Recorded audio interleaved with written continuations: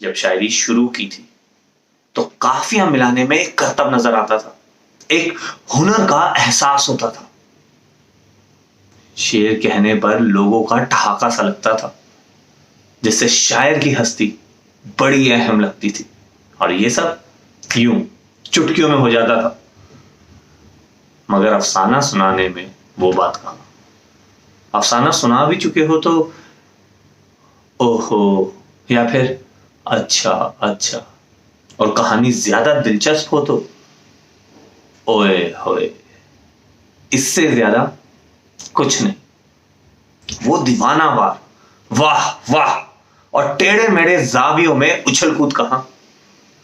बस कुछ इस तरह शायरी शुरू की, लेकिन नस्र भी पढ़ते जाते थे। कभी कोई अफसाना इस कदर डस जाता कि दिनों हाय हाय करते।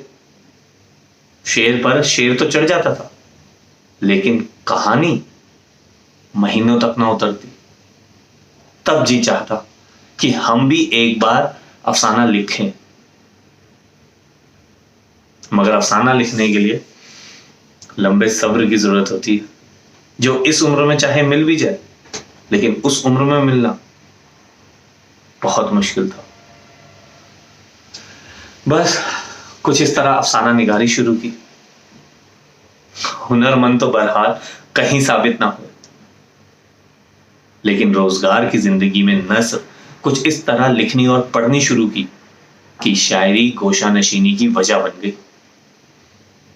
फिल्म स्क्रिप्ट और मुकालमों से भागे, मुकालमे मतलब डायलॉग्स, फिल्म स्क्रिप्ट और मुकालमों से भागे तो शेर की कुटिया में पना ली।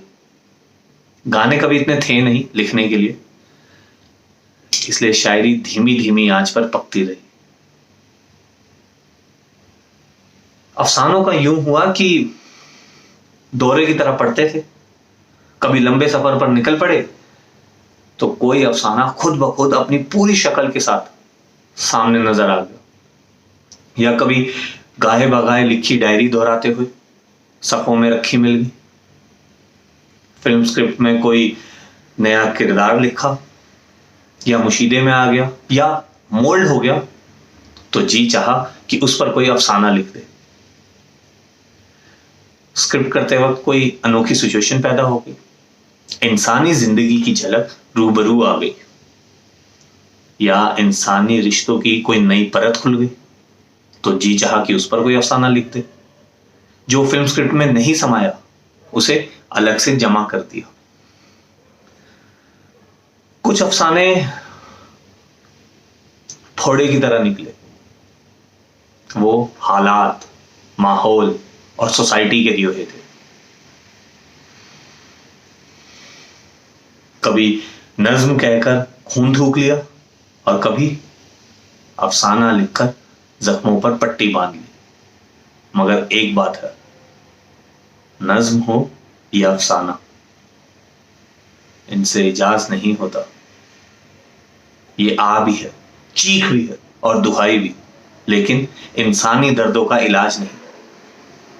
ये इंसानी दर्दों को ममिया के रख देते हैं, ताकि आने वाली सदियों के लिए सनद रहे। अल्लाह हाफिज।